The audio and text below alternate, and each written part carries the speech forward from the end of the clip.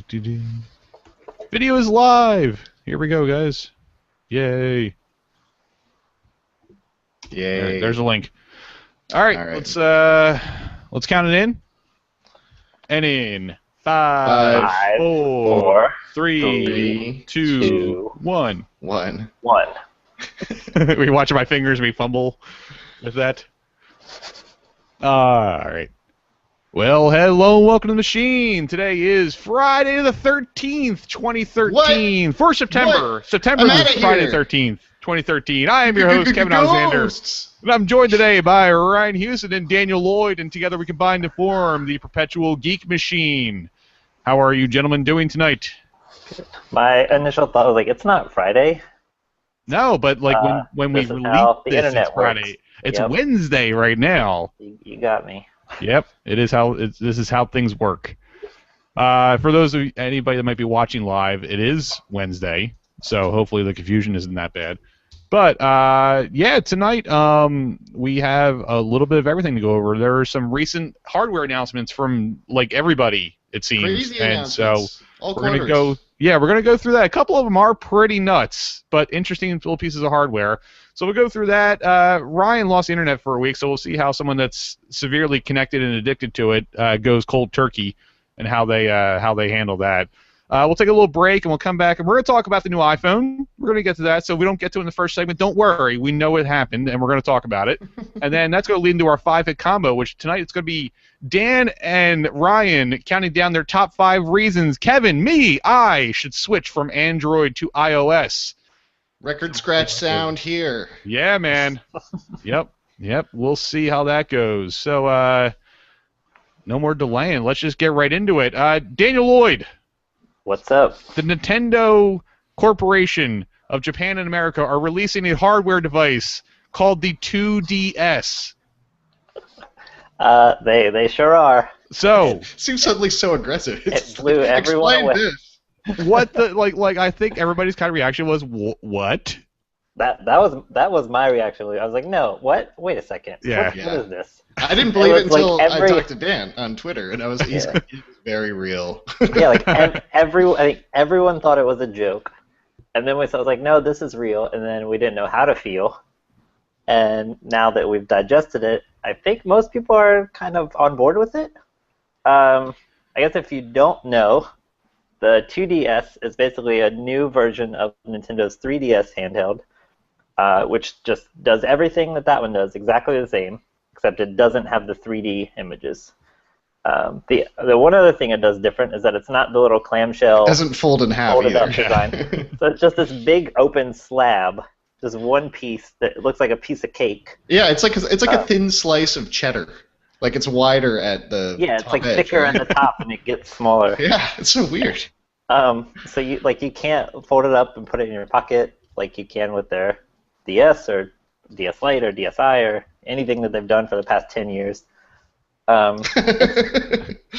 It's kind of like, it's super ugly, but it's grown on me. Like, it's so ugly that it's cute. It's just like, oh, okay, I like you now. Like, I didn't think it was that ugly, honestly. I know a lot of people think it's ugly, but I was kind of like, oh, it's weird. I would definitely not call it ugly. I don't think it's ugly at all, but the fact, even though like the PSP, the Vita, none of them do any kind of folding thing at all. But they're also not like a slate.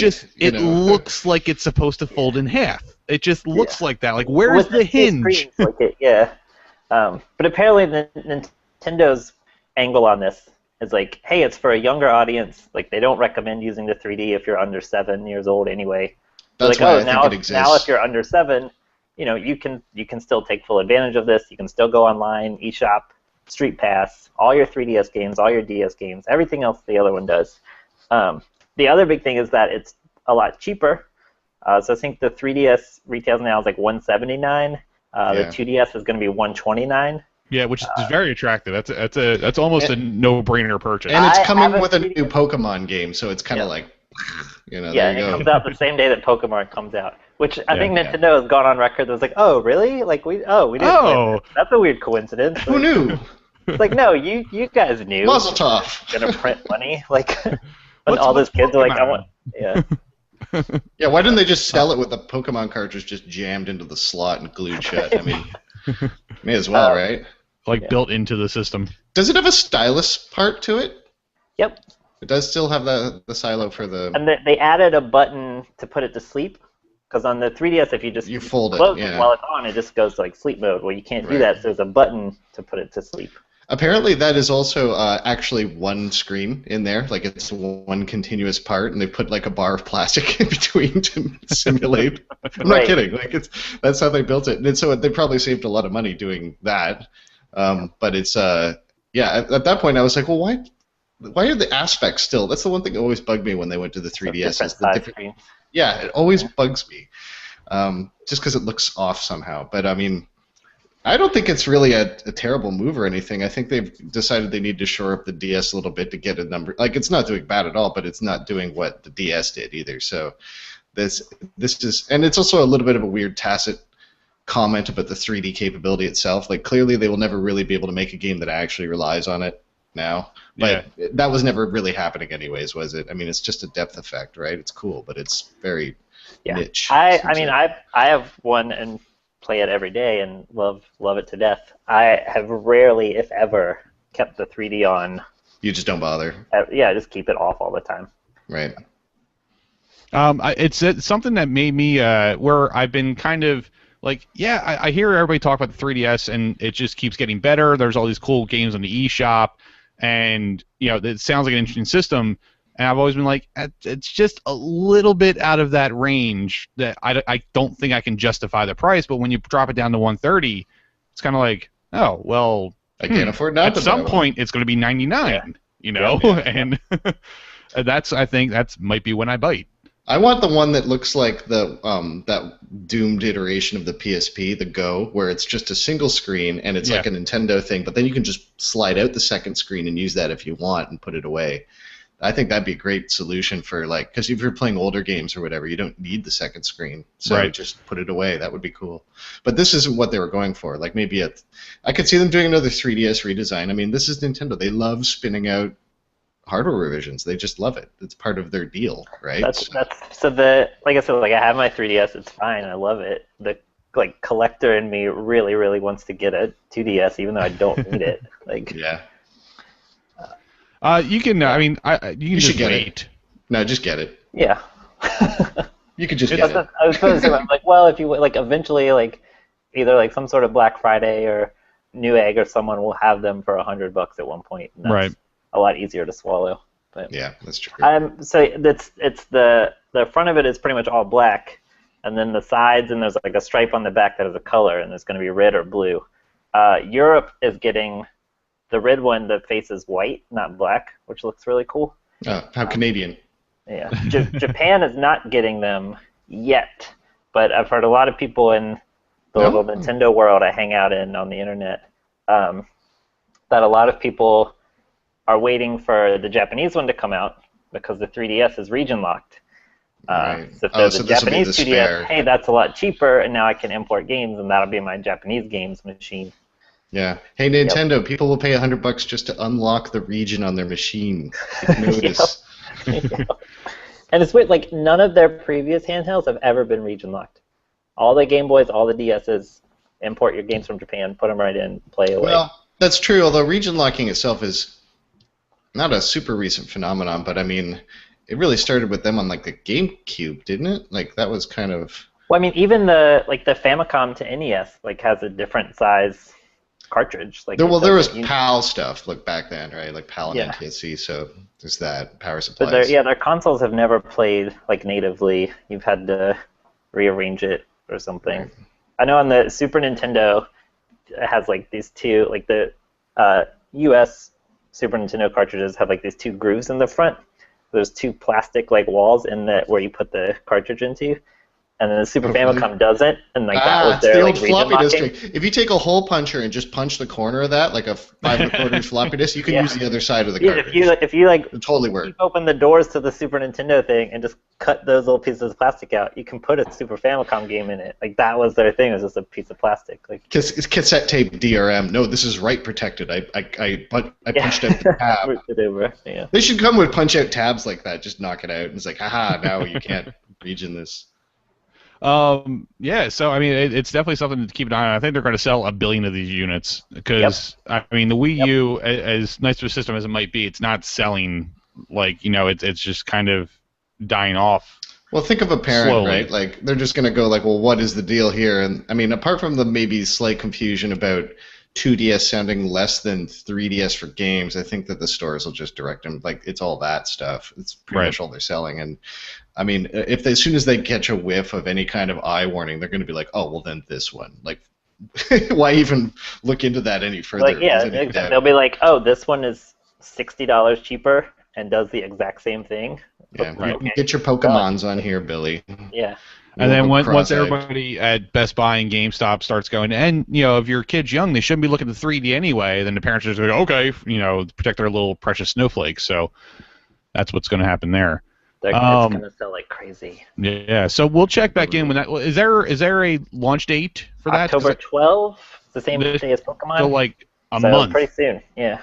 Yeah, all right. So we'll check back in with you, and if you get it, we'll get your impressions, and then we'll also get your recommendations for people to what they should be playing on that. Because I know you recently, SteamWorld Dig is something everybody's been talking about. So yeah, I just got Spelunky, a nice little refugee from 3DS World, and it's like that's a cool game. I just noticed for some reason I was browsing. I was browsing the Chrome store yesterday. Just yesterday, I don't know why. I think I was looking for an extension or something. Right. Spelunky is available in the Chrome store for free in HTML5. And they're doing that little experiment with it, yeah. Yeah, they had this new like launcher in the Chrome store that's like a separate little app that like opens up like Google Keep, like that to-do list sort of app that they have out as a separate program. It's like opening up some of the Chrome programs as like a separate whole application on your desktop. Yeah, it's kind of interesting what they're doing. They didn't really say anything about it, which I was surprised. Well, remember they did that with Bastion. There was a version of Bastion for a while that was just an HTML5 version of it. Right, but I don't. I'm saying like there's like a whole separate like icon that will go into your like I don't use OS X, but like in Windows 7 it just popped up on my start bar. So. Oh, really? Oh, yeah. That's creepy. Very strange. Yeah. So let's transition though to the other one of the other new pieces of hardware that was announced. And Ryan, this is where you're pitching here, the Vita TV. Yeah, but like both of them, both Sony and Nintendo, both Japanese companies did very weird things with their handhelds this week. This is way weirder to me. Yeah, it's just, and then this one's even stranger because they essentially Apple TV'd the Vita. It's a Vita in a box with no screen and no inputs. It has an HDMI, Ethernet. It has a Vita card slot, memory slot, and I think that's it. And it just attaches to your TV, and it's, I guess, supposed to do this sort of multifunctional, like it does Apple TV Slingboxy type stuff. It obviously plays Vita games and the Vita plays a bunch of old games like PS1 games and PSP games. It Bluetooths to a DualShock, and also it will, I guess, be a thin client for the new RoboPlay streaming from PS4. So if you had one of these things on a spare TV, you can play your PS4 games on there, like you can on the Vita, because it's a Vita in a little box, and it couldn't look more Apple-like. Yeah, this little thing is the fucking smartest thing Sony has done in years. It came out of nowhere. This thing, like it was just like as soon as you see it, you're like, what the? Oh, that is some high-level business judo going on with that thing. Yeah, and it's $100. Yeah, it's $99. Now it does have a couple of weaknesses, like most notably, it doesn't do 1080p. So that's like kind of a big. It does do 1080i, and 720p. But I mean, my spare TV is a 720p TV, and I'm just like, well. But I mean, I also have an actual fucking Vita, so I think I'll just stick with that. But yeah, but if you have a TV man. below like 39 inches, 720p is all you need anyway. Yeah, and I think this thing has just as much to do with kind of repositioning the Vita as it does to do with Gaikai. Because if they're Gaikai, they seem to really have a lot of confidence in that big company they bought, obviously. And when that rolls out, like this might be what consoles look like in the future, these little micro console things that I could very easily see it. Like if it all ends up being streaming and it's actually good, and if everything keeps going the way it is, I don't see why not. Now obviously, much like the 2DS, there's going to be some issues like what do you do with all the touch events in these Vita games? Yeah. Now, in my experience, maybe it's not the ones I've been playing. I've played a lot of video games, actually, but most of them do not rely on the touch.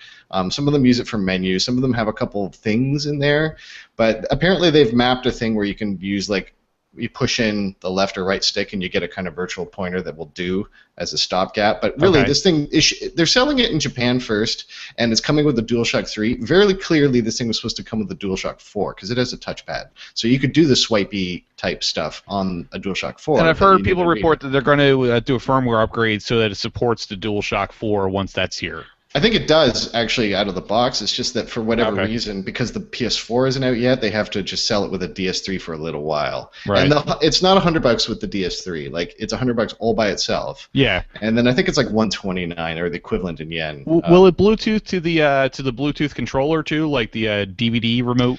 I don't see why not, because that thing pretends to be a DualShock anyway. Yeah, it pretends to be a DualShock. So yeah, I mean, I want to know if it does. Like, what I actually often do is, if I'm using my PS3 for Netflix, it's all HDMI CEC compliant, which sends the control signals over the HDMI cord. So I just pick up my Panasonic remote and I use that to turn on the PS3, and I launch Netflix with it, and it just sends the signal. Like, even though it doesn't have an IR port, the receiver gets it and passes it to the PS3, which is really cool. That's cool.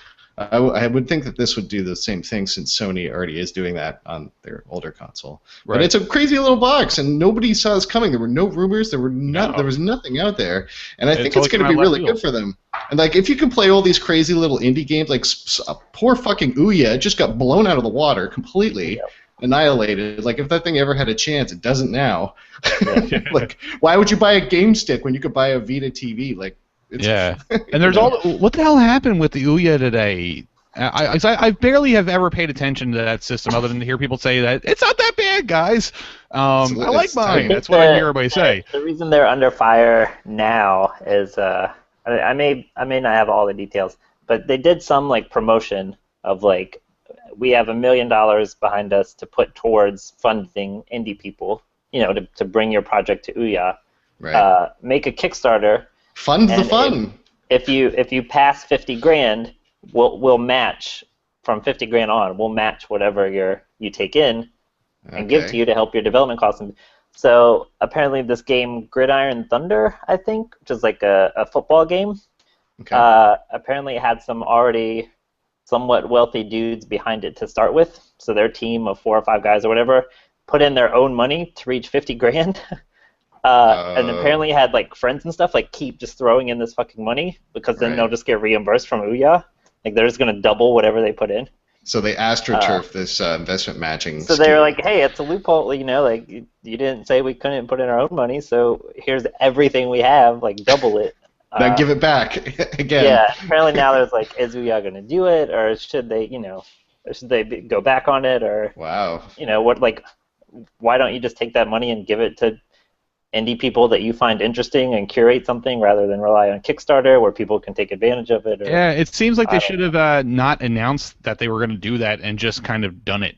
I'm thinking somebody did not ask their lawyers about this first. Yeah. Man, that's really weird. Anyway, we're getting off topic though. But the Vita enters this space, the Vita TV enters this space of Apple TV, of that new Google Chromecast, of Roku. And they got ahead of those, because like, Apple's clearly going to do something with games. They specified the standard controller API. It's in iOS 7. Like, they've always done these things where they just open doors, but they never lean on the gaming thing. Like, Game Center is a pale shadow of any of the big 3 platform online services. It's a joke. It's cool that it's there, but it's just as an arbitrary number you never look at, and you get an invite every so often. It's not the same thing as the other networks, but like, they're going to do something with it. And the fact that Sony managed to get out in front of it, and with something that makes so much sense with all the other pieces they have in the air. Like, a Vita becomes way more interesting when it's near a PS4, and like, there's so much about that system that makes more sense in a modern context when you think about the streaming thing. And like, Nintendo did the same thing. Like, it's like just beaming this thing out. Like, so many people say off TV play is one of the best things about the Wii U, and it's not something that's intuitive, but I believe it. I totally believe it. It's about moving your screens around, and that's handy, especially in a busy household.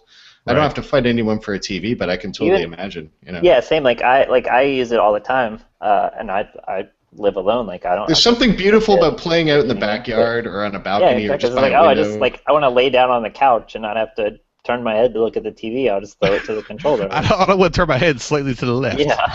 Well, there is something. Honestly, I really do think there is something kind of weirdly intimate about when you have the controller right in your hands like a book. Mm-hmm. And I like to play certain kinds of games, a lot of smaller indie games. I just like them better that way. I don't need a big thing. It's just something, I don't know, it's a weird thing to explain, but I love playing stuff in the backyard, like on the iPad or on the Vita. It's just awesome being out in the air. You feel like you're cheating because it used to be like hiding inside in the sunlight and you're in your dark office room. It's like, no, I can sit outside and actually pretend I'm a human being. Take that, everyone in the past.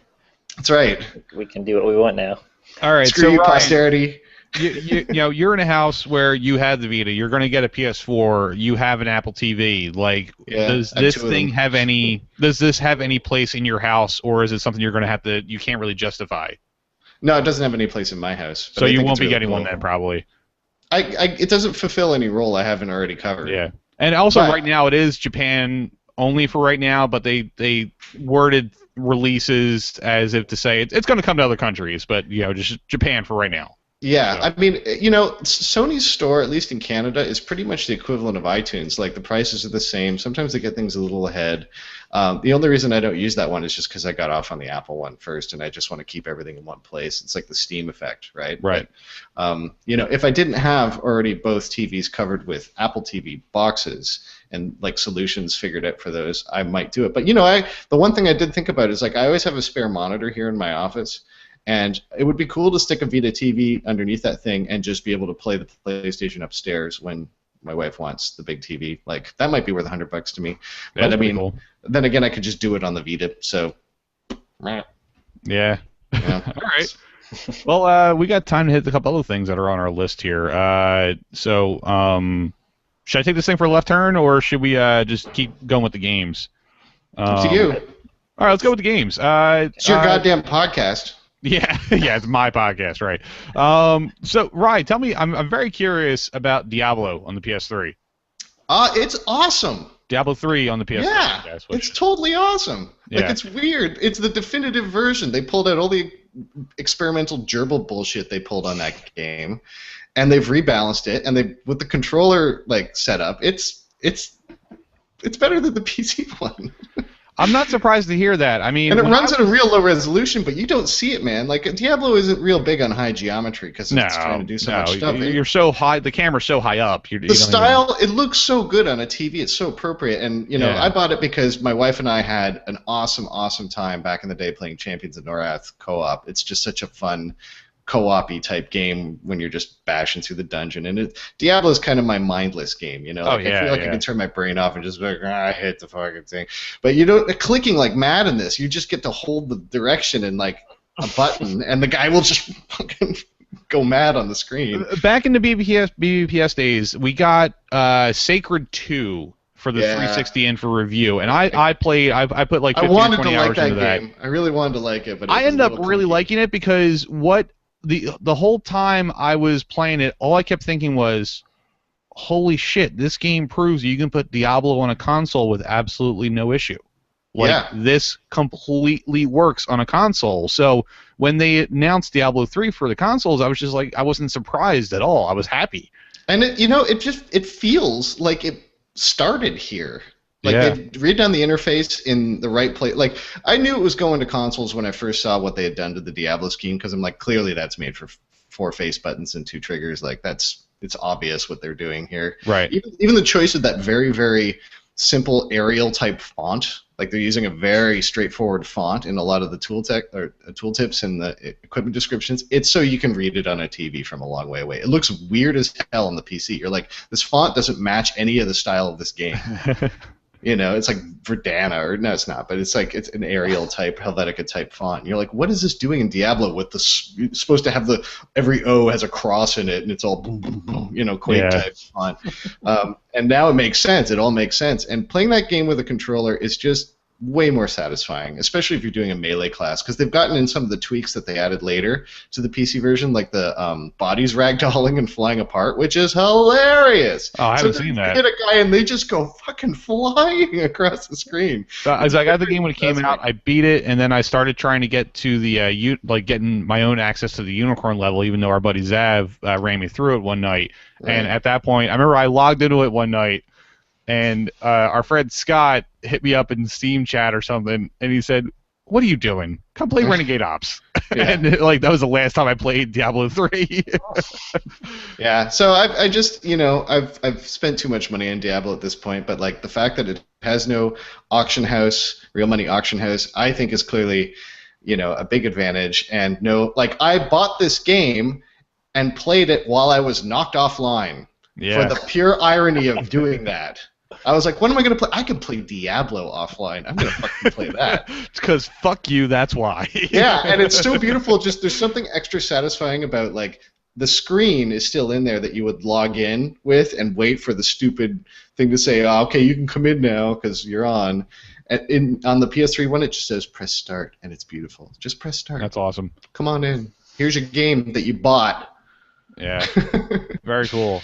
So definitive version on consoles. I hear they're both identical, Xbox or PlayStation. So right. Totally go for it. I mean, the only reason I would have actually bought it on the 360, no problem. But I know Sony's doing those promos where a lot of the cross-gen games will have an upgrade price. Apparently, I'll be able to get the PS4 one for maybe $10 later on. They're doing some stuff like that. So that's very cool.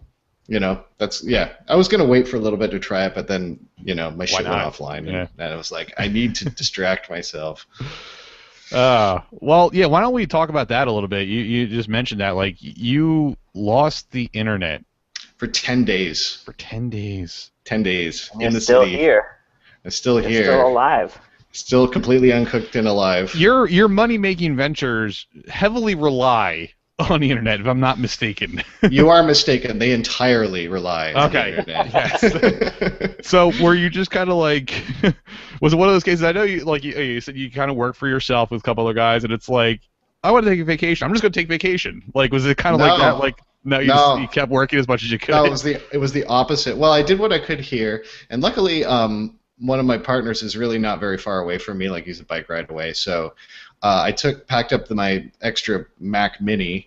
I threw it in a backpack. I then drove over to Best Buy, bought a monitor, put that on my back as well, and then rode that to his house and set everything up, re-downloaded Adobe Creative Cloud, Photoshop, Illustrator, re-downloaded Coda, got all my shit set up in there, and I've been making trips back and forth from his house when I needed to actually get work done in between what I could do offline here. It sucked. It was terrible. And I still had my phone and my iPad, and the iPad's got LTE, so it wasn't like I was totally off, but I didn't have the crack. I only had the methadone, the mobile methadone, and it was not the same at all. It was like you were in a doctor's office with a weak signal in your own house. Yeah, and it makes you anxious. And it's not like I've not been away from the internet for extended periods before, but I was always doing something like climbing a mountain or getting drunk at a cottage. I wasn't just home trying to get work done. And that's the part that really was bad. So you try to do something else. You'd be like, well, okay, this isn't coming back.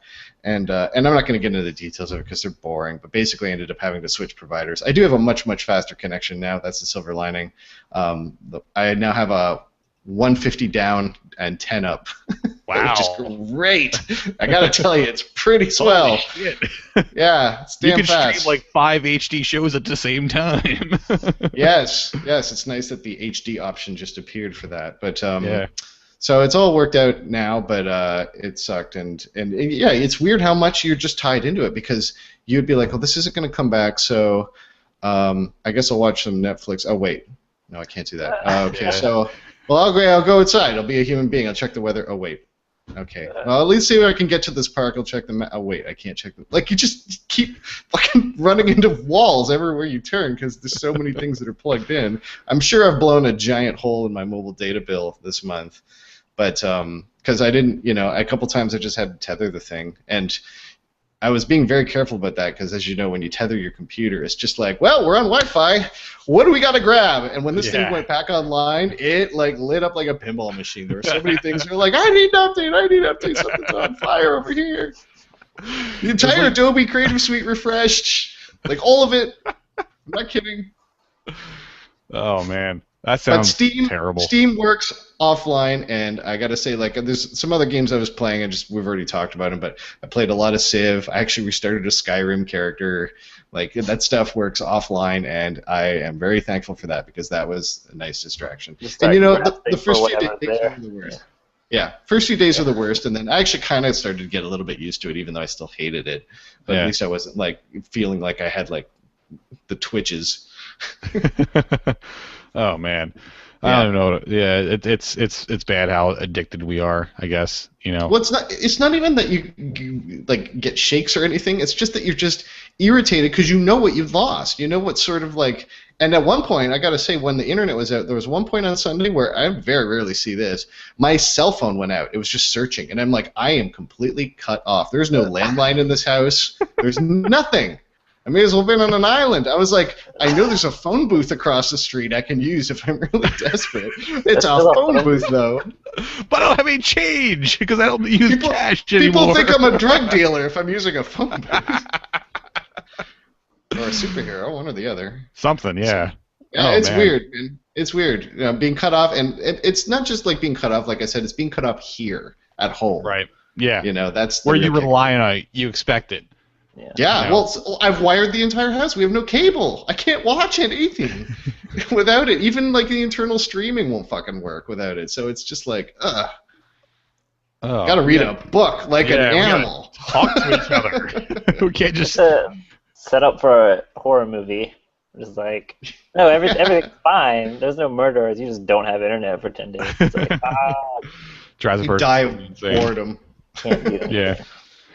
Oh man! All right, let's talk about one more thing before we head into the break. Last couple of weeks, the homebrewing thing's gotten pretty bad around here, around this basement part of my house. For people that are watching, you mean like it's overextended? It's welcome. No, it's not that. It's just like it's kind of like all I do anymore. Like I'm poking away at Saints Row 4, and I play some games at work while I'm like like on my tablet while I'm waiting for things to happen. But it's really like. My life has been consumed by making beer, and part of the most recent step of that is I graduated from bottling to kegging, and the most attractive thing about that is that it takes a good hour to 2 hours to bottle a batch of 5 gallons of beer. So you're making kegs of beer rather than bottles. Well, I'm still making beer exactly the same. It's how I'm packaging it. So, right, but you're filling kegs. I'm filling kegs now. So basically, in 10 minutes, I have the beer prepped, and in 3 days, I can drink it. Instead of taking 2 hours to get into bottles, and then waiting 2 weeks to be able to drink it. Because what happens when you bottle beer is that you have to make up. Basically, your yeast have gone through the trouble of converting all the sugars into alcohol and CO2. And it's blown off all the CO2 because whatever you're fermenting in would explode essentially because most people don't have the control to let it leak out at the proper way like a brewery does. And so you have to add more fermentable sugars back into the beer to let what's left of the yeast to chew that up in enough amount so that it creates CO2 inside the bottle but doesn't make the bottle explode. So you guys follow me so far? Yes, weirdly, right. Yes. That process takes about 2 weeks, essentially. Now, when you keg, you have a separate tank of CO2, and you just hook that up, you set it to a certain amount, and then it does what's called force carving. So you put it in your fridge or your kegerator, whatever you have. I happen to have a kegerator, and you set it in there, and CO2 dissolves in the liquid quicker when it's colder. So you can do it at room temperature, but it takes longer. But it only takes 3 days before you have drinkable beer, which is way nicer. And then you're also just transferring it, you're siphoning it from your fermenter into the keg, and you're done. There's no filling 48 to 50 separate little 12-ounce bottles and capping them all individually and putting them away in a box and putting the box in all that stuff. You just put it in the keg, you seal up the keg, But Boom, you say that done. like it's a pain in the ass. The whole thing sounds like a pain in the ass. Draw the line there. I guess you just want to be able to drink it, right? Is really the key thing. Well, You want to chop a little time off the prep. it's also really cool to step behind my bar and go to a tap, open up a tap, and pour a glass of beer that I made. That is Yeah. Oh super, no super doubt. I duper was just satisfying. commenting on the fact that you're like, well, putting it in bottles is a pain in the ass. So in order to combat that, I added some more sugar in the yeast process to eat up. Like, well, that sounds like a different kind of work there. But I get it. It's it gets you your beer faster. It feels a little more efficient. It's a lot less work. Let's say that it's just a much less time consuming. Because at the end of the day, you do want the beer. Like it's nice to be able to make it, satisfying, but please, the beer. Yes, exactly. I mean, that's what I got right here. I'm drinking it right here. This is my it's a blonde ale that I added tart cherries to, so it's a little bit sour, but it's really nice and refreshing. But yeah. So like, but also I built my own little stand for the CO2 bottles inside the kegerator. And so like I made it out of some scrap wood I had around the house, and I had this like distributor for the different CO2 lines going to different kegs. Like it's just a whole fucking thing. It's been consuming and expensive, but it's what I want to do. So that's what I've been doing the last couple weeks. Let me ask you a question. When you're playing like an RPG, do you do like the mixing ingredients to make potions thing in those games as well? I never do that. I just wondered if that carried over.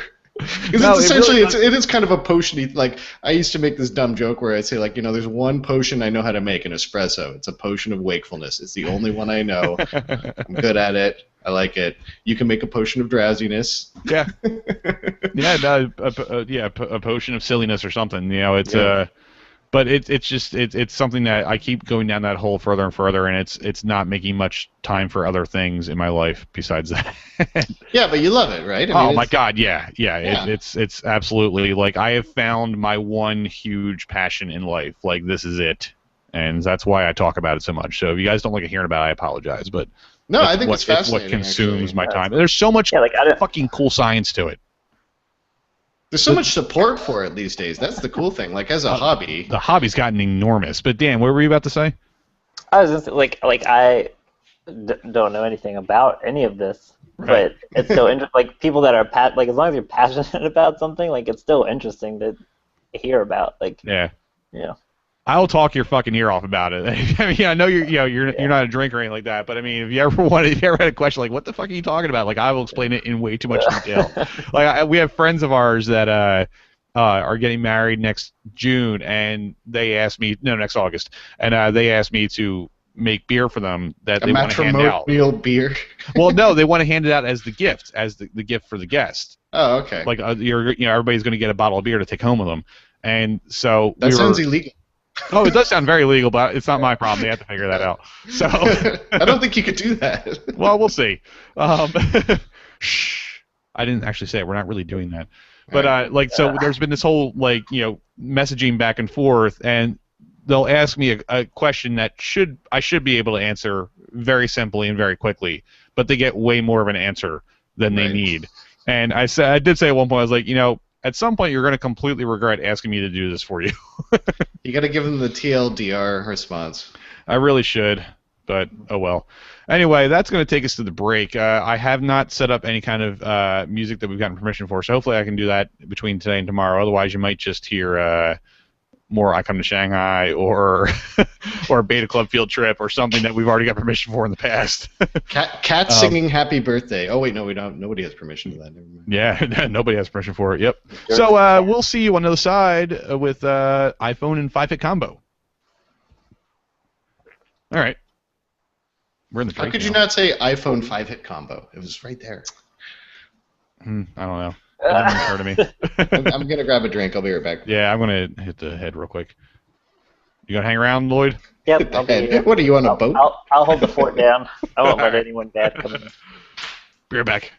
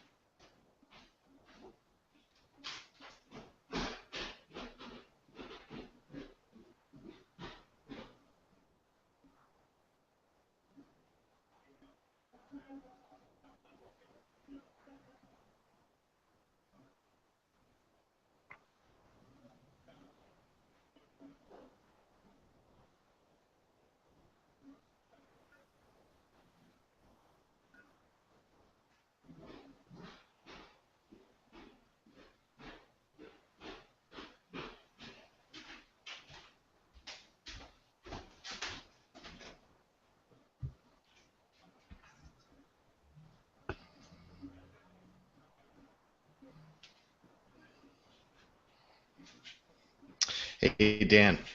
What's up? I'm going to be back in New York soon. Cool. Just visiting again? Yeah. Or because is it my fault? No, well, Oh. no, it's not. But just a friend of mine that we've been trying to get them to, go on a trip for years, and they finally just out of the blue said, "All right, we'll go to New York with you." And of course, we'd just been casting this out, so we're just like, "Oh shit, I guess we're going back." So Cool. Awesome. it'll be like mid-October, but yeah, I'm gonna give these guys a heads up too in case they want to come up. Yeah, totally. Where is it? Yeah, October 18th, 19th, 20th, that sort of range. So, yeah, if you feel like coming out one night. Yeah, I'll be around. So, be cool. She's totally looking up all those like false entrance speakeasy Yeah, that's what I type thought you meant places to now. say. Yeah, I tweeted that the other day, and you're like, "Oh, now we have to go again." Like, That superhero store one is awesome. that's like 2 blocks from my apartment.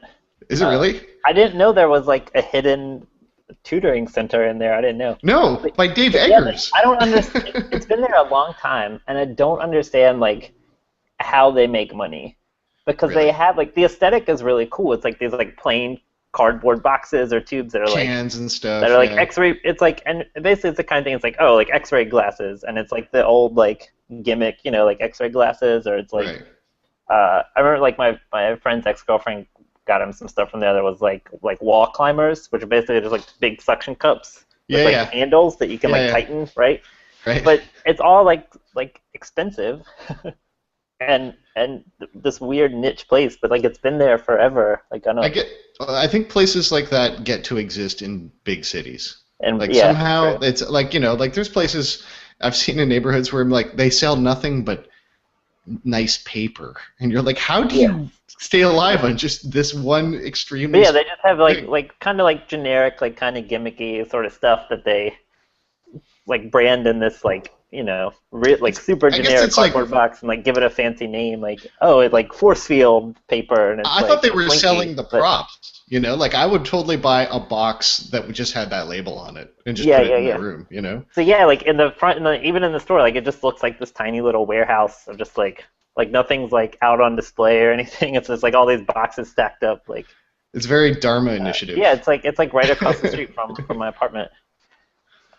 I might have to check that out. Yeah, you guys should come hang out, show you other parts of Brooklyn. And I'm gonna get my own damn Muppet this time. It's my time. It's my time for a Muppet. Yeah. I'm gonna totally do the online design and just go back and get one. I'm just gonna walk in and be like, build this.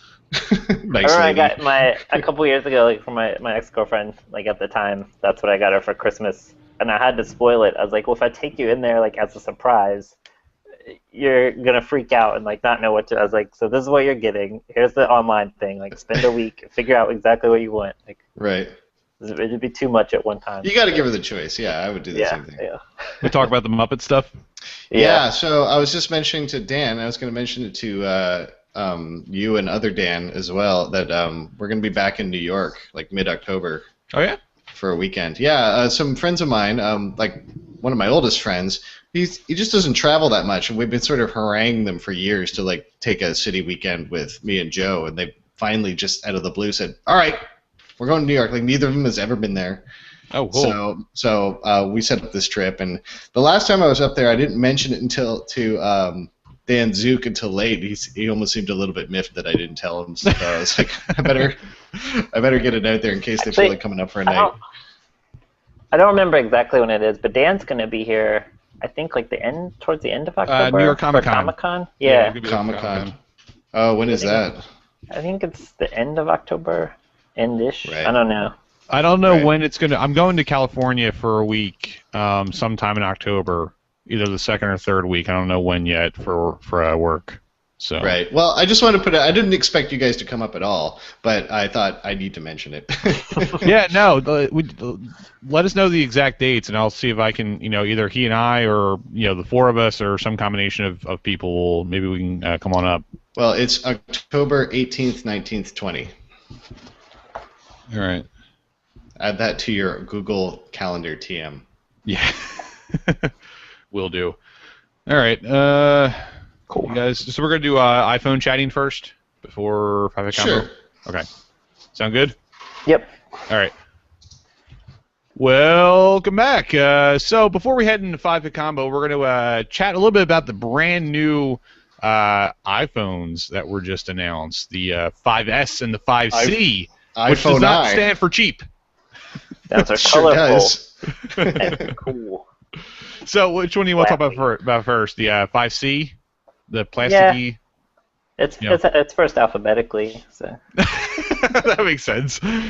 So Lloyd, why don't you handle that as the iPhone 5C is an iPhone 5 in a plastic colorful case. Unapologetically plastic case. Yep. Only they could make like unapologetically plastic sound like it's a feature. It's like I don't know. Like there's nothing wrong with it. They're like it's all one part, and I'm like, of course it is. It's plastic. I guess they like preemptively thought like people would shit on it being plastic, and they're like, no, we know but we made it plastic. Like you're welcome, buddy. This is fucking. Here's your plastic phone. But it's cool. It looks kind of like a toy. It looks really neat. I love the way they match the OS color. Sorry, I keep saying especially I was gonna say, especially the way the iOS 7 has this like. I don't know, like a lighter feel to it. Yeah, more. I don't know what I'm trying to say. Pop art. It feels pop art to me. It feels more like playful. Yeah. There was a funny thing because it's same. Like they said something about like the type of plastic they use, and it's the same plastic that Nokia uses, and it kind of looks like some of the Nokia Windows 8 phones. Oh, completely. Yeah, and so like the Nokia tweeted something at Apple like, "Oh, imitation is a sincerest form of flattery, so thanks, Apple," or something like that. You're welcome, Nokia. And what are you making these days? Yeah, Windows 8 phones. Windows phones? Evidently really good they're not Windows making 8 anything. phones, but, I'm just, Microsoft bought their service at their, like... Yeah, they bought their whole, like, hardware division, didn't they? Like, But apparently Nokia does other stuff. Like, they didn't buy Nokia, they just bought the hardware. Well, Nokia or Nokia... is one of they're almost Nintendo-esque, where they were doing completely different weird things like 100 years ago, like they were a rubber company or something. Like Nokia has had 5 or 6 completely different industries over the course of its lifetime. It's a deeply weird company, and so it's not surprising to me that they're just trying to go like, well, because you guys remember when cell phones first were starting to get really big, suddenly there was this Nokia, and you're like, who the hell is that? And they did the same thing that HTC did, where they just went like, rah, and for a little while just took over. And suddenly they were just everywhere, Yeah. And then they weren't. So it's going to be starting at what, $99 on contract? Yep. And that was some of the kerfuffle afterwards was that it was revealed that off contract the phone is like $550 and $650. They've all gone way up off contract for some reasons no one can figure out yet. The Canadian price is even more so. Like they've jacked through the fucking roof, and we've been at parity for like 5 years. I think that's trying to combat people. It's trying to deter people from buying an off-contract phone and grandfathering themselves into their previous contract with the unlimited data. Well, screw that. I don't care. If I get to do that, I'm doing it, man. Like they raised the price on the unlocked phone $100 Canadian. So a 32 gig 5S. I'm getting ahead of you, but like it's like $820.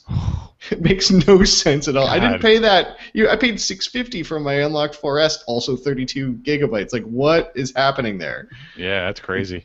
And again, it's not an exchange thing because that's not been true for half a decade. So, like, I guess this is pretty much targeted at people who want the nicer iPhone 5 but can't really, quite afford it right out of the gate, like, or don't want to, or don't want to. It also puts them on par with like a lot of the Android phones, or at least like notable Android phones are sort of around that same price point. Yeah. Whereas iPhones have always been, more expensive. We've been talking a little bit about this. like kind of offline too, like or over email, I should say, where the Android phone cycle is so rapid. Like every 3 or 4 months, the next big thing comes out. Because you have so many more companies and so many more versions of it. Like there's like if you like I think there's like thousands of Android devices. I know the QA at work is like Android is always such. I love the size charts of all of them. So many things that there's so many variations of it and so many things that are different. Like it's one of the things it's one of the big deterrents of Android that people don't get, and like it's a shame. It's detrimental because you get there's a lot of really bad Android phones, and people just think that is the Android experience with their shitty phone. When you get the pure stock Android experience on a decent phone, and it's a really, really outstanding operating system for a phone. So but most of the common users can't understand that or can't separate that idea that it's like if you try to use a higher end operating system on a shitty old PC or old Mac, it's not going to run as nicely as it is on a nice new one. But you put Ubuntu on there, and it's like a new computer. Everything works fine. So let's transition over to the 5S, which is obviously the next iteration. It's kind of the step up, and the big thing here is the thumbprint jam on the home button. Touch ID. They've made the home button. It's not even a button anymore. It's just a circular ring, a raised ring. Yeah, and it scans your choice of digit. I assume you can use other things as well. Why would you not want to use your thumb? Well, you can use. I was watching a video. I think you can use a couple different fingers, and it'll just keep learning them. Yeah, but why would everyone presses that button with their thumb? Why it seems like. I imagine most people are going to use their thumb. Do it with a different finger. Am I the one that has to make the dick print joke? Am I going to make me make the dick print joke? No, Kevin sort of print. Unique only to myself. I do like the idea. I hope they make it so that you can actually assign different digits to different passwords in a sense. Like I use this finger to unlock iTunes. I use this finger for Dropbox. Like I actually think that's a cool idea. That would be pretty cool. And I could easily see them building this thing into the next set of MacBooks, even their desktop trackpad thing, because there is a 1Password type solution in OS X Mavericks, which is the next iteration of OS X. That makes a lot of sense to me. People hate passwords, and they need them, and they need a lot of them. And there's that old saying: it's like a password is either something you have, something you know, or something you are. And this is the third one. Yeah, really. I mean, and they had a great point. The selling line in the video is something along the lines of, it's you always have it with you, and it's unique to everyone.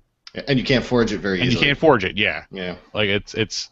My voice is my password. My voice is my password. So there's something about Twitter about now people will get mugged and get their thumbs chopped off at this. Yeah. But I wonder how that's going to work for resale and stuff like that, or. Because nobody could just mug you and make you type in a PIN number with a gun to your head. That doesn't happen. The one thing I really liked about this is in this day and age of the NSA knowing everything that we're doing every second of every day and all of our stuff, they made a point of saying this will live only on the device. It'll never go up in the iCloud. It'll never be backed up, things like that, which I think is really smart. And you know what? I actually believe them because people are, again, they're like NSA Connect, whatever. It's like they don't want that data. That data is a liability to them. They don't want to touch that thing legally with a barge pole. Not even Ballmer's barge pole. It's just there's no fucking way. They want that headache, and people are like, well, they want to spy on us. It's you're buying their phones, man. They don't need anything else from you. They're cool. All right, well, so where now, Ryan? You're still rocking the 4S. Yeah, my second you've been on iPhone. the S. You've been on the S cycle since the 3S, right? I got the 3GS. 3GS, yeah. That was my first one, and now I have a 4S.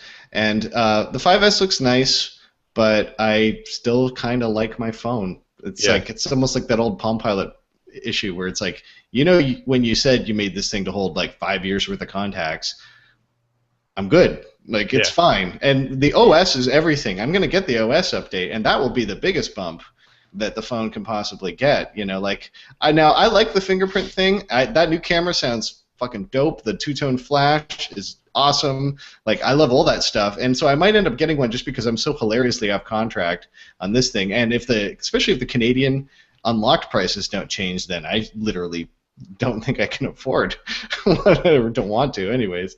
So I might just do that because the battery is starting to kind of like just a little bit go down on my my 4S. It's been 2 years now or whatever, Right. But the thing is, it's like the 5-inch screen, all that other stuff. I'm just kind of like, it's nice, but I have no burning desire to replace my phone. It's fine, and it's 3G. It's fine. I know there's LTE. I know there's all these other things, but it takes great pictures. I'm still a little bit in awe of it at all as a thing. As we all should weird. be. These little fucking devices are amazing. Yeah, and I know, like, they showed this graphic, and they're like, graphics are 48 times faster. I'm like, I don't even know what you're talking about anymore. Yeah. Like, I don't know how well you can render angry Who asked for that? Yeah, like, show me okay, yes, I'm sure Infinity Blade looks fucking great, and but you know what else looks great? Killzone on the Vita. I haven't seen anything remotely close to that on any iOS device, not even in the ballpark, not even the same fucking sport. So, like, it's awesome that this hardware looks so good on paper, and maybe we'll see those benefits 2 or 3 years down the road. But Apple is not making consoles. They're not fixed targets, and they're always going to have to look back a couple generations to get a big audience. So it's following a more PC-like hardware thing where, yes, there's a leading edge, and yes, it's great, but the support trails by a couple of years. And it's not, it's why we have consoles. It's because there are these fixed targets that they can focus on. So that is interesting to me. Yeah. Dan, you've been phoneless for a while now, right? 2 years almost, yeah. And you're phoneless in that I don't have a phone. I can still call people. Yeah, you use like Skype or Google Voice, that kind of stuff, right? I think we lost him. That freeze rate is pretty good. NSA, are you listening? Yeah, sorry, NSA. We weren't trying to shit talk you there. Oh, okay. He's back. There he is. You were just saying how you can Skype. The wonders of Microsoft Internet, you guys. Yeah, I don't have a phone. So for 2 years, I've just had an iPad with data. I ported my number off AT&T to Google Voice. I bet that was just fine. Yep, totally. It costs a little bit of money, but not as much as paying AT&T every month does. So, yeah. I didn't make a lot of phone calls. I don't make a lot of phone calls these days anyway. That's the thing is, it's like if they would have had an iPhone, like I had an iPhone 4, if they would have had like just data, like if I could have not paid for the phone part of it, that would have been great. That was like half the bill. That's what I have on my iPad now. It's a shared data bill data plan with my phone, but they don't care that one's 3G, one's LTE. Like it's all just one pool. Yeah, because when I had a phone, I had the lowest everything. I think like I'd already been using Google Voice for text, which is free. So I canceled the text. I even like lowered the data because it was mostly on Wi-Fi around New York or at home at work, anyways. Still had a discount from working at Apple. AT&T never checked that I didn't work there anymore, and it was still like $75-$80 a month. And so now I have an iPad mini. I pay $25 a month for all the same stuff except no cell phone. So that is cool. Yeah, it works. It works for me. So the big argument people make towards why you don't do this is, I guess 9/11 service is not totally guaranteed. But because you're in New York, you have those rad little fire and police boxes buttons. You can just run outside and just smack one of those. You said show up right away. It's odd you said what you just said today. Did you say 9/11 up in Canada for 911? Oh, 911. I guess I had 9/11 on the brain. We say 911. Okay. All right. Yeah. I'm just making sure because we're recording on 9/11 today. The 9/11 boxes are a different thing. in case really bad it's like for us, it's like 7-Eleven, but it just opens a bit later. Boo. Oh man! Try the deal. Let's lead into 5-hit combo here because the reason the reason we're doing this 5-hit combo topic, it plays directly into the conversation we just had, is because I am seriously considering ditching the Android system for the phone, which I've been on for 2 phones now, 4 years, and heading over to iOS. And so we wanted to do the top 5 reasons Kevin should switch from Android to iOS. And I don't know which way you guys are going to take this, but we'll see. So I should play the 5-hit combo intro that Jonathan Mitchell made for us, and I'll insert that right here. Okay, thank you, Jonathan. And that explains what 5-hit combo is. I forgot to set up the ability to play that while we were recording, so I apologize. But it seemed fast. Yeah, it was a little fast. But I'm gonna pause there and insert it. It's gonna be cool. Anyway, yeah, let's. I'm gonna, handle the hosting duties here, and I am all thrown off. But Daniel, the coin's up in the air. It's See your S. See your S. It's tails. It's tails. It is tails. Would you like to go first or second, sir? I'll go first. All right, cool. So let's just do it right away. What's your number 5? Well, as I talked about, colors. Kevin, the iPhone has colors. Everything good has colors. Everything good has colors. No, man. He wants the gold. He's going to be like that Persian nightclub owner. He's all over the gold. I know you are. Hell yeah. Kevin, the iPhones were cool. They came in colors. The N64 came in different colors. The Game Boys came in different colors. Rolling Stones, she comes in colors. People come in different colors. Everything good comes in colors. No. There's only one color. You don't see Brace. Look at this podcast. Come on. Yeah. Anyway, Ryan, what's your number 5? I live in New York. It's a pretty good point, actually. Yeah. My number 5 is that people, tend to refer to the Apple system as a walled garden and as a sort of like a negative. As it turns out, walled gardens are nice places to be. And they are very much like a homeowners association in many ways, where like you can't necessarily change your door knocker, or they'll get all up on your dick about that. But they're fucking nice. Like, you just know that you're just taken care of. The corporate embrace wants you to just, and I'm saying this in a sort of facetious way, but like the actual serious point to this one is that I need my phone to work. Like, for real, all the time. And it's business, and it's like what I, like in life, but that amount of attention that that follows that money, like there's such a crazy success, the iPhone. It's more successful than the Mac or anything they've ever made has ever been. Even the iPod. It's way the fuck up there. Like, people forget how successful it is. But like, you are, that attention means everything follows with it. So the walled garden, sometimes you want it, It's and you can get out. It's a hedge. You can jailbreak the thing. But my argument is that walled gardens are actually not necessarily a negative argument. They're actually kind of okay places to live. All right, Dan, you're number 4. Mine aren't as serious as Ryan's. I don't know what the rest of his lists are, but so like Ryan just sort of mentioned, the iPhone 5S has like 3 sort of simpler color variants, but one is gold, and you should invest in gold because that's a thing that people do. America, 1, you're gonna look like a baller. Glenn 2, Beck told me. if shit goes bad, like cash for gold. Like, that's right, man. There you go. That's gonna be worth way more. That's an investment. All right. That might be clean drinking water for you someday. It's a gold color and not actual gold that the thing's made out of, right? All right, I'll be quiet. Ryan, you're number 4. My number 4 is that having an iPhone these days is almost reverse hipster. Because if you still have an iPhone, it's like it's completely folded by people are like, oh, iPhones are trendy, hipsters have them, and then your dad got one. And now if you are still hanging on to that iPhone, it is clear you legitimately do not give a fuck. You just want a smartphone. Like, it's just like, just give me the thing that has the tweets and the Facebookings. I need to show people a picture of the food I'm eating right this second. Yeah, I'm not down with just like, trying to figure out if I can hack the kernel. I just need a phone that shows me social feeds and maybe Angry Birds. All right. Reverse Dan, hipster. Yeah, Dan, you're number 3. So one of the other color variants of the iPhone 5S is called Space Gray. And yeah, Kevin I love that. And what does that Kevin mean? loves space.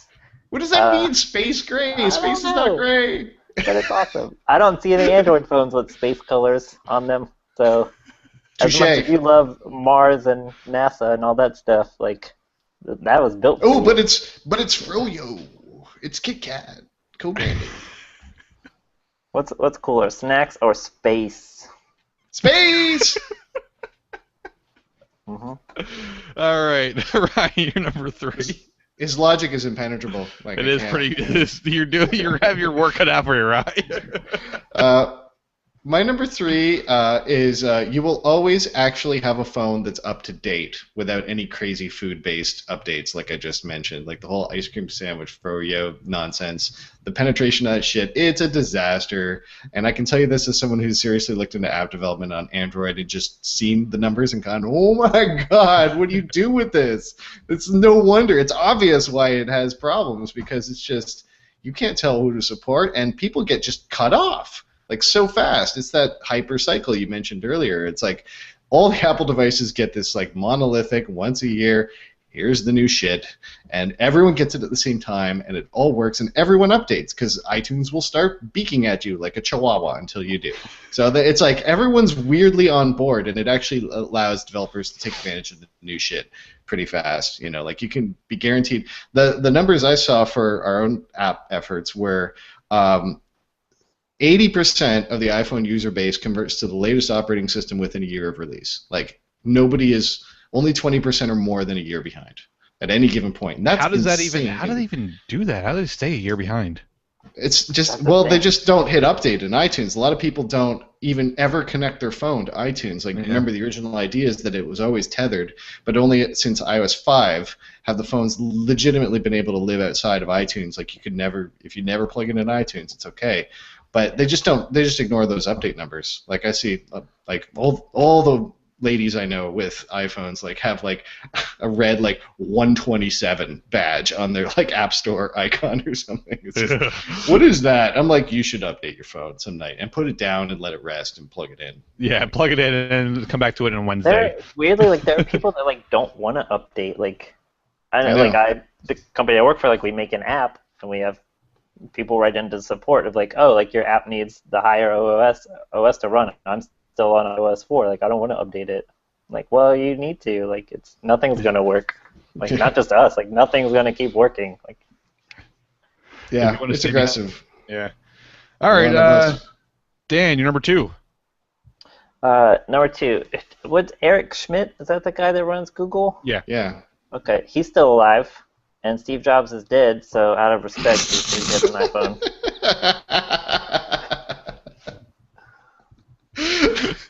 Yeah. Condolences. That's my number 2. That's right. It's sympathy vote. I'm glad you have the list you do, Lloyd. I don't know if that answer makes my point seem more trite or yours. I can't tell yet. Mine's really boring compared to that. I gave you real answers like in your email. Oh, I know. Yeah. All right. Email. Right, number 2. That dude's dead, yo. You should help him out. My number 2 is not nearly as fun as that one. I said, you know, that whole thing about the app support is no joke. Like, hardware is nothing without software, and there is something awesome about knowing that if you can't find the app on iOS, it does not fucking exist. And it must be infuriating knowing that the app actually does exist when you're on Android and it's just not supported for your situation. And it kind of goes double for us because we almost have this extra layer of support because I'm in Canada, so there's always a little extra wrinkle, even though we like to think we go to all the American things for free. There's not always, like, there's a different store, it's a different country, you know. So, like, just getting through the Canadian part of things when things don't always come out at the same time, I need to know that there's, you know, at least I can get a transit app in Toronto. I can get a dozen of them. And I have a selection. You know, there's never any question. And if you're looking for something that doesn't exist, then you know it literally does not exist if it's not on their app store. It's so crazy when you get over there. Like, it's like the biggest problem is just sorting through it. It's a good problem to have, you know, but it's a cliched answer, but like they do have like just such a metric ass ton of apps. It's crazy. All right, Dan, you're number 1. For number 1, I just wrote, shh, Kevin, stop asking questions. Put your thumbprint right here. No arguments now, just dreams. We just need your thumbprint. That's right. I'm trying to figure out how to write that down in the quickest manner possible. Okay. Ryan, you're number one. My number one is not even so much a point for the iPhone as is a sort of my main point against Android, which is that you get kicked in the nuts for paying attention. Like, if you know about Android and you know what the deal is and why it's actually a good thing to have around and why it's providing a competitive environment, and you go that way at a certain kind of like convenience cost in certain situations, you just get dicked around. It seems like your handset is just going to vanish in like 2 weeks, and your support's going to go completely gone, and they just expect you to just run and get all these crazy updates. Like when I see these like Samsung handsets go by, it's like S2, S3, S4. It's just like you want this one, you want this one, you want this one, you want this one. Like, how many Android phones have you owned? I've owned two. Just two. Like the way my contract works with Verizon is that basically I have my phone. Right. It's in every year and a half. The contract's for 2 years, but every 18 months you're eligible for like a $50 discount towards the purchase of your next phone and renewing your contract for another 2 years.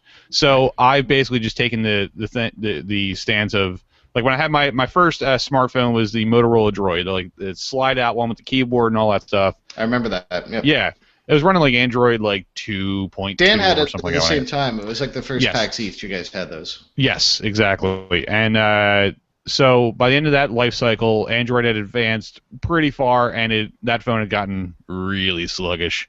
And so then I got but I held out until the phone I have now, the Samsung Galaxy Nexus, and I was holding out for this phone because it was the first Nexus phone hitting Verizon. The Nexus phones are supposed to be like no crap on top. Flagship, exactly. That was my number 6. There's no middleware on the carrier. Well, that's why I got this phone, is because it didn't have the overlay UI bullshit that all the manufacturers like to put on there to make theirs special. And all they're really doing is slowing the system down. I hate it when they even put the carrier name like on the phone itself. Like, that drives me insane. And Apple like clearly is like, you will never ever get to do that. Never get to put like AT&T logo on the back of the iPhone. Whereas most of the other ones, at least for a while, used to have like it right on the phone. Yeah. Uh-huh. But so I've only owned 2 phones. This one is far superior to the old one. So, but yeah. Anyway, so what was your number one? My number one was basically, I feel like Android users are sort of badly treated for being in the know. Okay. You know, like you should have a better experience than that. And they want, I think those guys, a lot of them, they have certain friction points that rankle, like SD cards or default apps. They're all legitimate points, but they just don't.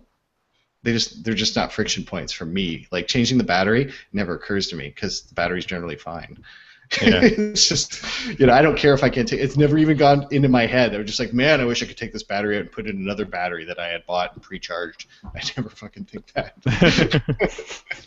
And every so often I'm like, yeah, it'd be nice to pick a different, browser email client. I think Apple ought to allow that. I really do.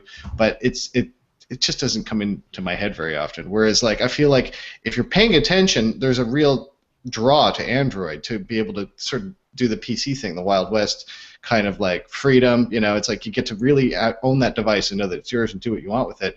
But you have to use a bash shell to do a lot of it, and that sucks. And nobody ain't got time for that.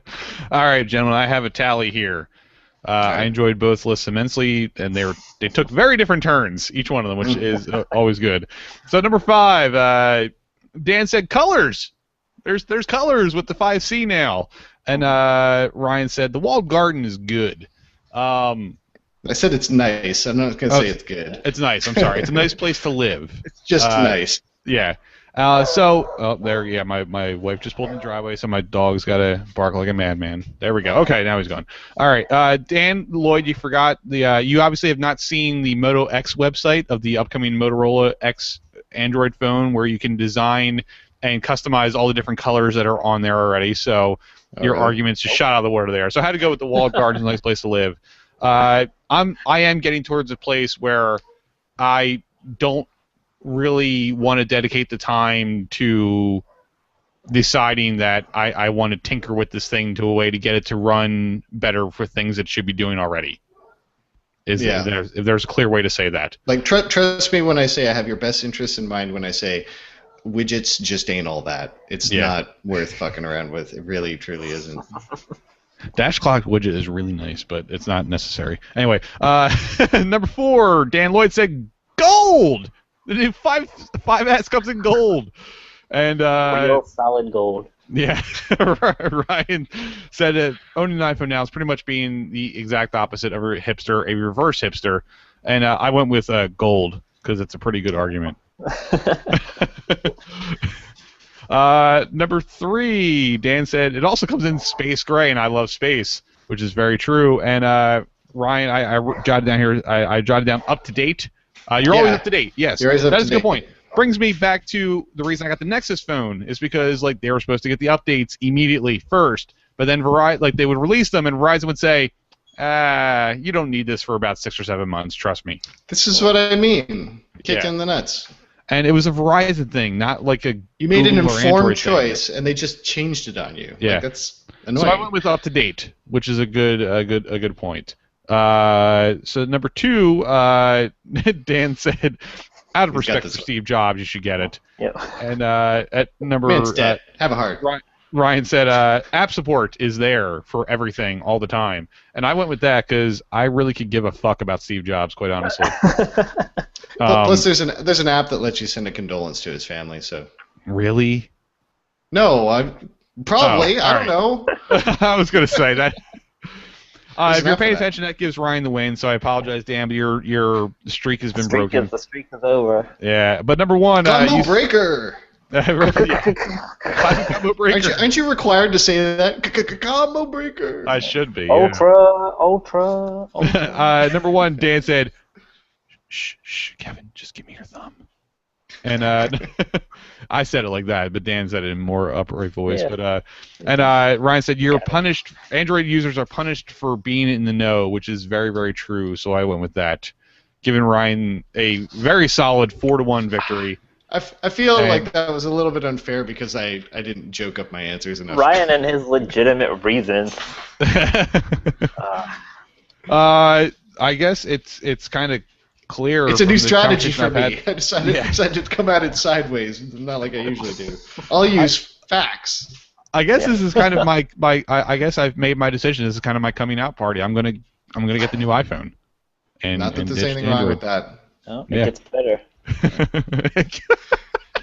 You know what? There will be a couple of things that definitely annoy you. You know, when you switch. I'm sure there are. But most of them will be iTunes based. I'm just gonna tell you up front. Yeah, iTunes is still the weak link. Like the phone is fine. iTunes is still less than fine.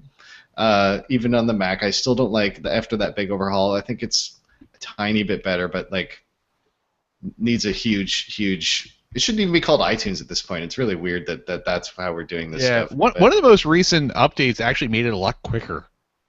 Like it loads up way quicker now than it used to on a PC at least. So. Oh, that's good. Yeah. Well, I would just say there's a real temptation, especially with however you decide to manage you buy a lot of music from Amazon, right? Yes, I do. I know it's just MP3, so it doesn't really matter, but I would be, if it was me, I would see how long it can actually go without the iTunes app connection. Like just run the thing all by itself, load your music at one point. You'll have to use iTunes for that, but then just close it down and never open it again. See how far you get. Yeah. Because you can do everything else on it. You can do system updates, you can do app updates. Like it's all self-contained. So. Yeah. It'll be interesting. But I'll be hitting you guys up with plenty of questions and like texting you or hitting you up on Twitter like, how the fuck do I do this? Why can't I do this? Well, that's why I said wait for iOS 7 because a lot of the things, like, it's a big change. That'll be here on Wednesday. So you only have to wait. Yeah, it's a week away, so it'll actually be out before you get it'll be out. Are you going to get the C? You can do the C or the S? Yes, come on, I'm going to get the S. 64-bit fucking phone? Fuck yeah, man. I love that they rolled that out. Like, what are you? Do you have more than 4 gigs of RAM to address? Like, what? I know it's an important step. It's on par with the Atari Jaguar now. Yeah, exactly. It's also on par with the Power Mac G3. It's an important step, but it's also one that is just almost completely abstract to a user at this point. Like it's Right. it's weird that they put that in because I'm like, you tell your developers that people have no idea what it doesn't mean anything to them. Yeah, nobody cares. I have 64-bit Windows 7, and I have like Photoshop in both 64-bit and 32-bit. Guess what? I can't tell a lick of difference between the two. Your words with friends words will be twice as long. Yeah, there you go. I'm going to go with the 32 gigabyte Space Gray 5S. So now you go with Space Gray. Hey man, I didn't say it wasn't a good answer. I just I'm in space. All right. Well, that's going to wrap it up for us here on show 106 of Perpetual Geek Machine. Remember, you can always hit us up with any questions, suggestions, or comments. Podcast at perpetualgeekmachine.net is our email address. You can find us on all social medias on our site. Perpetualgeekmachine.net is where you can find that. So thank you very much for listening. For Ryan Houston and Daniel Lloyd, I've been Kevin Alexander. Thanks for listening again, and until next time, we are shutting down the machine. Lurching across the finish line. As we limp to the finish. Thanks for listening. Thanks for listening. Yeah. Bye. Let's count out. It's like you get tangled on the finish tape. Like just totally just it didn't break. I just fall. Right just leaning on it.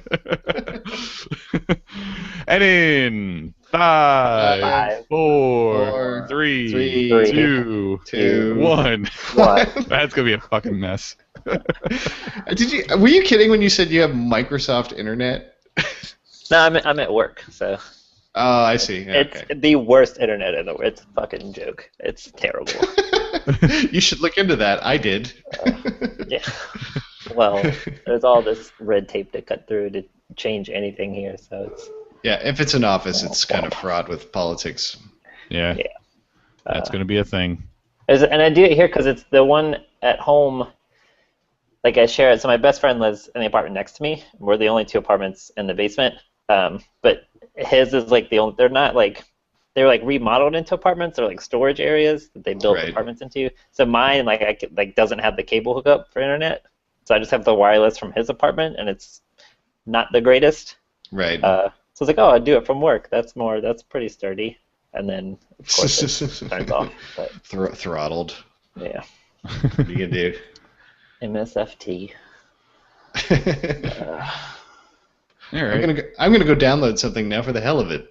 Yeah, just because I can. That's right. Just for the pure pleasure of watching a progress bar move. Is this 106? 106, yeah.